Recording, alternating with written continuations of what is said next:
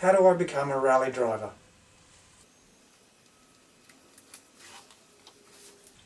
I'm Carl from Rally Action, and I'm going to answer the question. No time for the rest of the intro, we got to get straight into it. This is the episode you've been waiting for, getting yourself a rally car. We're going to start with what type of car and why.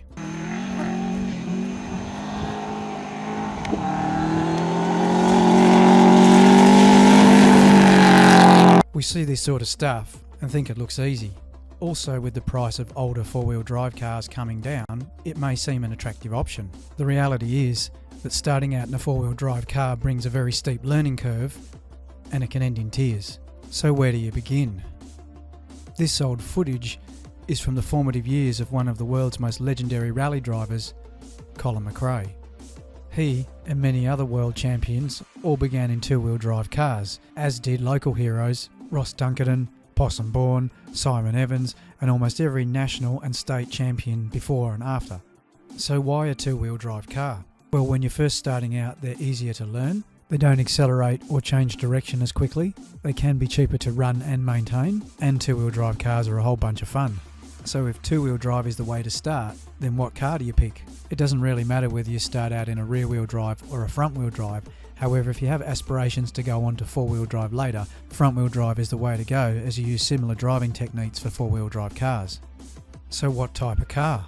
It may come down to what's available at the time, personal preference, and the all-important budget. Our advice for your first rally car is to build or buy a popular road car. You want something that's easy to maintain and easy to get parts for. In Australia, leading the front-wheel drive pack is the Hyundai Excel, and rear-wheel drive is the Nissan Silvia, either in turbo or non-turbo form. Both of these types of cars are readily available and so are parts. They both have good power to weight ratios and are the right size and shape to take rallying, and just as importantly, others are already rallying with them, so there are rally parts such as gravel suspension and plenty of expertise available. Of course, there are a myriad of two-wheel drive cars to choose from, and where you are in the world will also have a bearing on your choices. There's the Mitsubishi Lancer or Mirage. The Ford Fiesta is gaining popularity, not to discount classics such as the Ford Escorts, Datsuns, and even V-Series Commodores. So now we know why a two-wheel drive car, and we have some idea about what type. What's next? And actually, it's the budget. The all-important money, and it's not just the cost of the car. Sure, the car is definitely a major chunk. However, you also need your own safety gear, helmets, race suits, etc., and also a cost to run and maintain the car. So how do you know how much it's going to cost? This is where your all-important club membership comes in.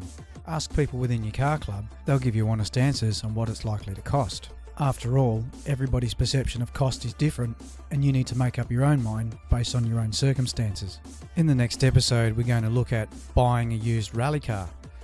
If you'd like to know more about getting into rallying, please contact us via our website or our social media channels.